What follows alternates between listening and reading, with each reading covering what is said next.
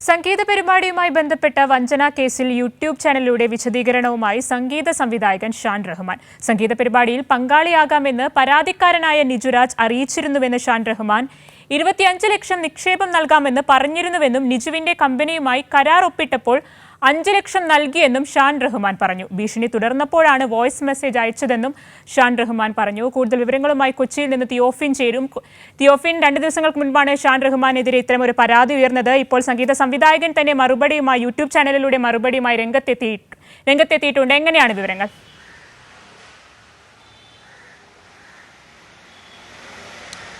അനന്യ, കഴിഞ്ഞ ദിവസങ്ങളിൽ ഷാൻ റഹ്മാനെതിരെ ഇത്തരത്തിൽ പരാതി ഉയർന്നതായും കേസ് ഉള്ളതായും ഒക്കെ വാർത്തകൾ വന്നു. എന്നാൽ ഇതുമായി ബന്ധപ്പെട്ട് ഷാൻ റഹ്മാൻ്റെ പ്രതികരണങ്ങൾ വന്നിരുന്നില്ല. എന്നാൽ നിജുരാജ് എന്നൊരാളാണ് പരാതി നൽകിയിരുന്നത്. അയാളുടെ ഒരു സ്ഥാപനം അറോറ എന്ന സ്ഥാപനം ഒരു പ്രൊഡക്ഷൻ കമ്പനിയാണ്. ഇയാളാണ് പരാതി നൽകിയിരുന്നത്. ഈ ഷാൻ റഹ്മാൻ്റെ ഉടമസ്ഥതയിലുള്ള ഒരു എറ്റേണൽ പ്രൊഡക്ഷൻസ് എന്ന സ്ഥാപനത്തിനെതിരെയാണ് പരാതി.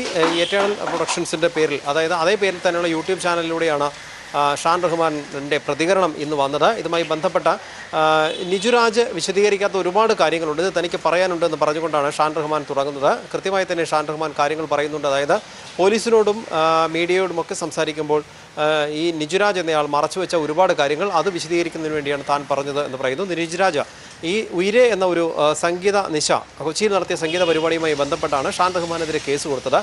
ഇതിൻ്റെ തുടക്കത്തെക്കുറിച്ച് ഷാൻ റഹ്മാൻ വിശദീകരിക്കുന്നുണ്ട്. ഉയരെ എന്ന പേരിൽ തന്നെ വലിയൊരു സംഗീത പരിപാടി 2024 ദുബായിൽ വെച്ച് സംഘടിപ്പിച്ചിരുന്നു.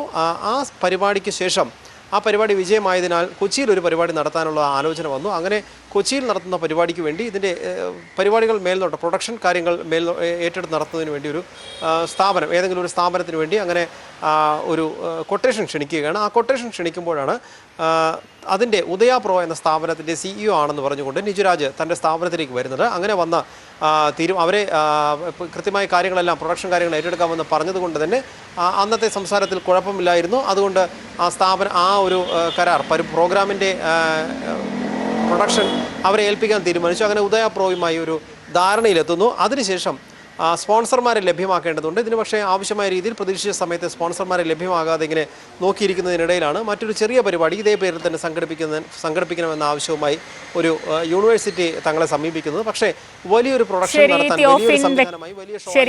വ്യക്തമാണ്.